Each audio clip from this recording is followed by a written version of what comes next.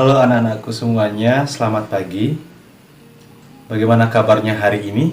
Bapak berharap anak-anakku semuanya dalam keadaan yang sehat walafiat.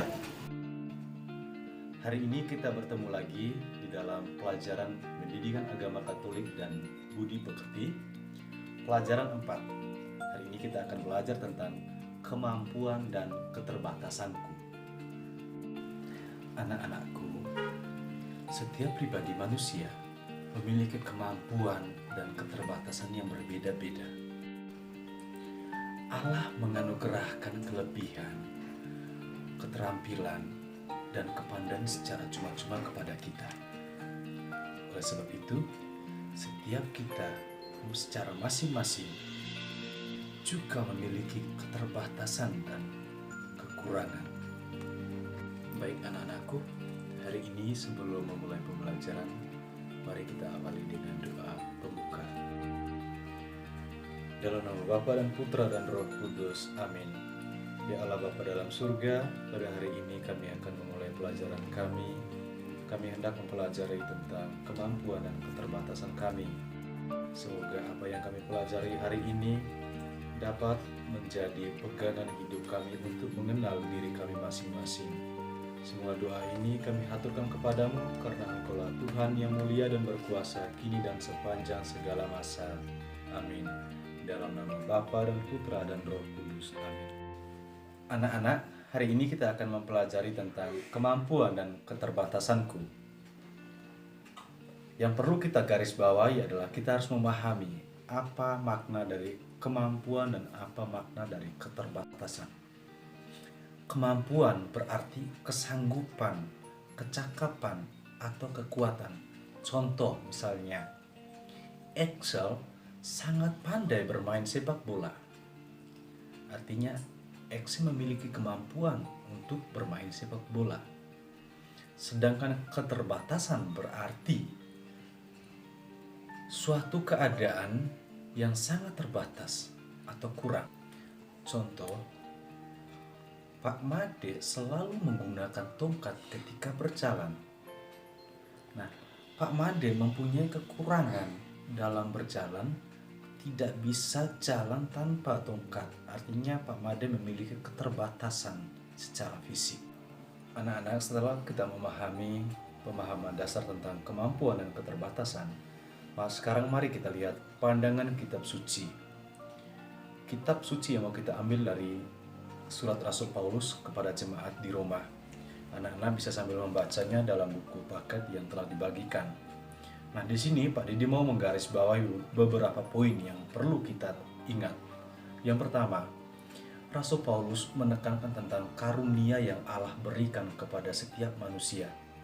Itu bisa disimak pada ayat 6-8. Yang kedua, setiap manusia tentu mempunyai karunia yang berbeda-beda menurut kasih karunia yang dianugerahkan Allah kepada kita. Nah, pesan singkat yang ingin Paulus sampaikan kepada kita bahwa mestinya kita harus menghormati setiap karunia yang Allah berikan kepada kita, dan kita pun harus menggunakan karunia itu dalam hidup dengan hati yang tulus dan ikhlas. Oleh karena itu, Paulus meminta agar kita dapat mempergunakan setiap karunia dengan kemurahan hati dan penuh sukacita tentunya.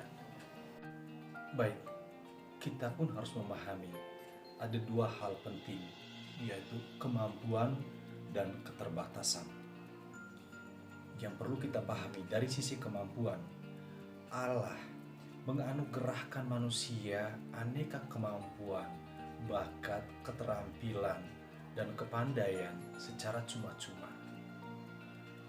Kemampuan itu kita miliki dan kita peroleh menurut kasih karunia yang Allah berikan kepada kita. Maka setiap orang memiliki kemampuan yang berbeda-beda. Karunia itu bisa berupa badan yang utuh dan sehat, karunia untuk bernubuat, karunia untuk melayani, karunia untuk mengajak. Masih banyak karunia yang kita miliki. Nah, karunia dari Allah itulah yang kita sebut sebagai kemampuan atau kelebihan yang dimiliki oleh setiap manusia. Nah, selain kemampuan, manusia juga mempunyai kekurangan dan keterbatasan, dan kita pun akan menyimak keterbatasan yang dimiliki oleh setiap manusia. Jadi selain aneka kemampuan sebagai anugerah dari Allah, manusia juga mempunyai kekurangan dan keterbatasan. Keterbatasan tersebut berupa ketidakmampuan atau ketidaksempurnaan yang dimiliki oleh manusia dari segi fisik misalnya. Ada yang buta, ada yang bisu, ada yang cacat, dan banyak sekali keterbatasan secara fisik. Segala keterbatasan tersebut hendaknya jangan kita tolak, karena menjadi kesempatan untuk kita mengoreksi diri dan memperbaikinya, serta berjuang untuk meraih sukses. Segala kemampuan yang dimiliki bukan menjadi alasan untuk bersikap angkuh dan menyombongkan diri. Begitupun keterbatasan yang ada di dalam diri kita sebagai manusia tidak menjadi penyebab untuk kita merendahkan diri serta tidak mau berusaha untuk menjadi lebih baik. Baik anak-anak, di bagian akhir ini Bapak hanya menggarisi satu hal yang perlu kita ingat, bahwa setiap manusia dianugerahi kemampuan yang berbeda satu sama lain menurut kasih karunia Allah yang dianugerahkan kepada kita. Jadi setiap manusia tidak mungkin sama, setiap manusia selalu ada perbedaan. Semoga di pembelajaran ini bisa memberikan manfaat bagi kita semua, dan Bapak harap anak-anak boleh sambil membacanya dalam buku pembelajaran yang diberikan kepada setiap anak masing-masing. Sekian dan terima kasih. Tuhan memberkati.